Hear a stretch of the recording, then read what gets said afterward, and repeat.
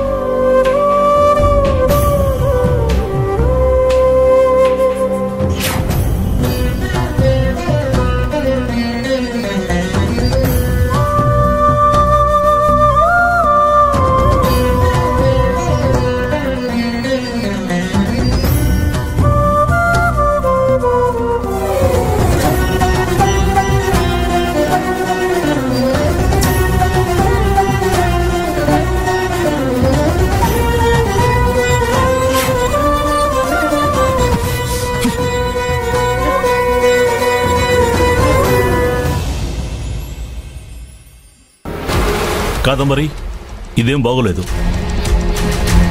నగలు ఒంటిపైనుంటే బాగుంటుందండి. అలా అని ప్రతిరోజు వాటి బరువు మొయ్యలేం కదా. నేనంటుంది నువ్వు తీస్తున్న నగల గురించి కాదు, నువ్వు తీసిన చీర గురించి.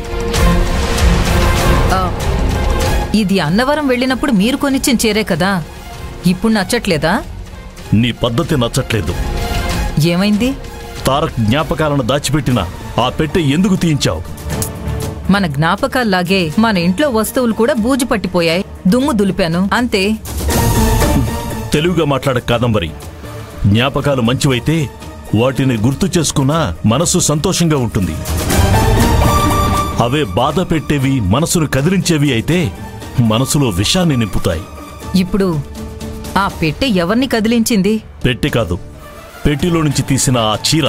అది ఎవరిది, ఎవరు దాచుకున్నారు, దాన్ని చూస్తే ఎవరు రియాక్ట్ అవుతారో నీకన్నీ తెలుసు. కానీ ఆ చీరను చూడగానే తారక్ ఇంతలా రియాక్ట్ అవుతాడని మాత్రం నాకు తెలీదు. ఇదో కొత్త డ్రామానా? కాంచిన వాళ్ళకి చెప్పు, నమ్ముతారు.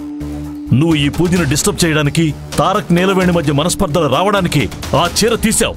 తీశాను, వాడు చూడాలనే తీశానని మీరనుకుంటే దానికి నన్నేం చేయమంటారు?